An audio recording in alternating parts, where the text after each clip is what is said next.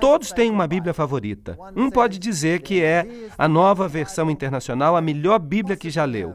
Outro pode escolher outra. Um gosta da Nova King James em inglês. Outra pessoa gosta da velha King James em inglês. Mas qual é a Bíblia correta? Agora, pessoalmente, eu conheci a Palavra de Deus usando a Nova Versão Internacional. Eu encontrei a Deus na Nova Versão Internacional. E por meio desta versão, e isso está bem. Mas, quando se trata das nuances mais detalhadas, se você não tem a doutrina e não pode ver a diferença, bem, pode ser que, basicamente, você tenha, então, uma Bíblia ecumênica. Duas vertentes, de fato, baseadas em uns poucos manuscritos que levaram às alterações, corrompidos provavelmente por Orígenes e por Eusébio. Então, essas pessoas pegaram esses textos e disseram, esses são os manuscritos mais antigos, portanto, eles são os melhores, e nós vamos basear as novas traduções nesses manuscritos, e vamos jogar fora o texto recebido.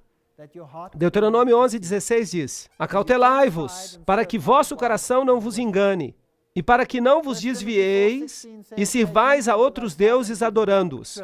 1 Timóteo 4,16 diz, acautela-te de ti mesmo, e tem cuidado da doutrina, continua nela, pois ao fazer isto, tu salvarás a ti mesmo e aqueles que te escutam. Mas e se esses textos sofreram tantas alterações que eles não podem mais dar apoio às doutrinas? O que você faria então? Vocês sabiam que a doutrina do estado dos mortos não pode ser adequadamente apoiada pelos novos manuscritos? Você sabia que a divindade de Cristo também é um problema ali?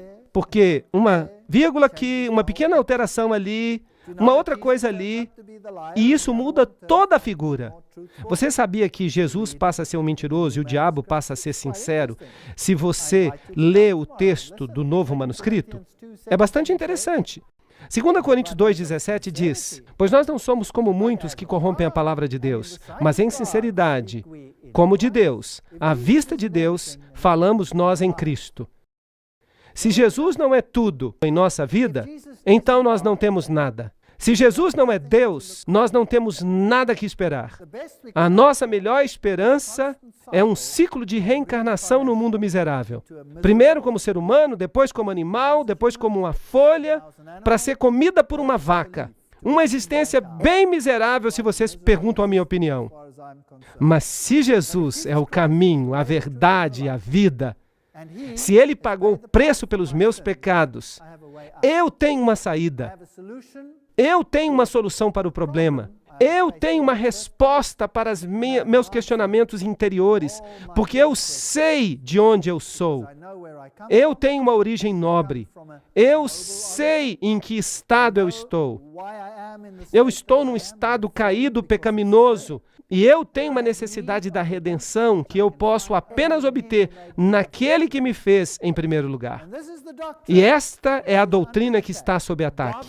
O darwinismo está tomando o lugar da criação. É isso que nós vimos, é isso no que eles creem. Eles estão tentando apagar a expiação, para que Jesus não preencha mais esse papel. E para que Zoroastro e Osíris possam ser iguais a Jesus. De fato, até eu devo me tornar o seu igual, porque eu sou tão bom quanto ele é. Eu também sou divino, assim dizem eles. Mas eu lhes falo que alguém está mentindo, ou um ou outro. E então nós temos que formular uma outra pergunta. Por que Roma está tão silenciosa hoje em dia acerca da Bíblia, mas ainda ataca de modo ferino o texto recebido? Por que ele está sob ataque por toda parte, em todo o seminário de teologia? Por que em todo o seminário teológico se diz que o texto recebido é o pior texto? Eles dizem, joguem-no fora, aqui está algo que é melhor para vocês. Vocês já ouviram alguém dizer, você não deveria estar pregando isto? Você não é teólogo? Você já ouviu isso? Eles perguntam que direito você tem de se levantar e pregar a palavra de Deus porque você não é teólogo. E eu lhes digo que eu já ouvi isso tantas vezes na minha vida. Eu não sou um teólogo, eu sou um irmão. E vocês também são irmãos. Mas vocês têm o direito de pregar a palavra de Deus porque vocês são sacerdotes do Altíssimo. Mudar isso para que diga que você não tem o direito de pregar simplesmente porque você não é um teólogo é um ensinamento jesuítico. Ele vem das covas do inferno. Não é bíblico. Todos nós somos sacerdotes de Deus. Portanto, ignorem essas pessoas que dizem que você não é teólogo. Você tem o direito de pregar a palavra de Deus do mesmo jeito que você tem o direito de ler a palavra de Deus. Essa palavra, sacerdote e sacerdócio, como diz Santo Agostinho, e aqui nós voltamos para o ensinamento dos pais da igreja, que diziam que há uma ordem distinta dos leigos e das pessoas vulgares, e que esse sacerdócio deve oferecer um sacrifício sem sangue ao nosso Pai Celestial por nós, pregando e ministrando os sacramentos, sendo os pastores do povo. Eles não dizem isso abertamente. Percebem o ponto? Agostinho aqui está dizendo que nós somos um sacerdócio santo e que vocês são simplesmente um lixo profano. Nós vamos dizer a vocês em que vocês devem crer. Não, a Bíblia não diz isso. E é por isso que esta carta primitiva é muito importante. Em Hebreus 9:27, na King James, está escrito: "E é apontado aos homens que morram uma vez, e depois disso, o juízo." Essa é uma declaração clara, mas na Bíblia Padrão Revisada está escrito: "É apontado que os homens morram e depois vem o juízo." E na Nova Versão Internacional, que morram e depois encarem o juízo. Agora, vamos perguntar para essas pessoas o que essas mudanças querem dizer. Canon Farr diz que a mudança foi deliberada. E Canon Farr deve saber isso muito bem, porque ele era um membro do Clube dos Apóstolos.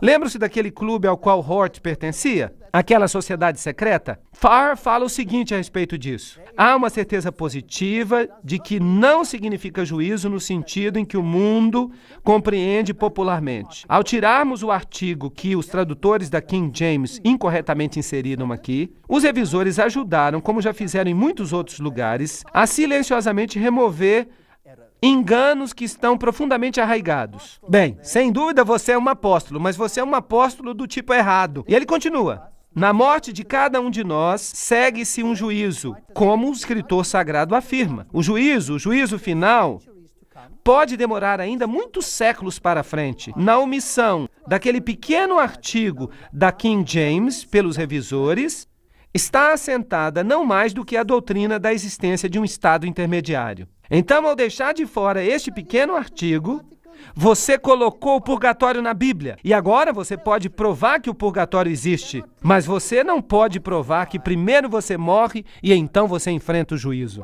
Se você tem uma tradução moderna, você pode provar o purgatório. Isso é tremendo. O bispo, além disso, diz que os revisores, ao fazerem esta alteração, defenderam o Novo Testamento jesuítico de 1582 e condenaram a King James por ter adulterado o texto. Defenderam a Bíblia jesuítica.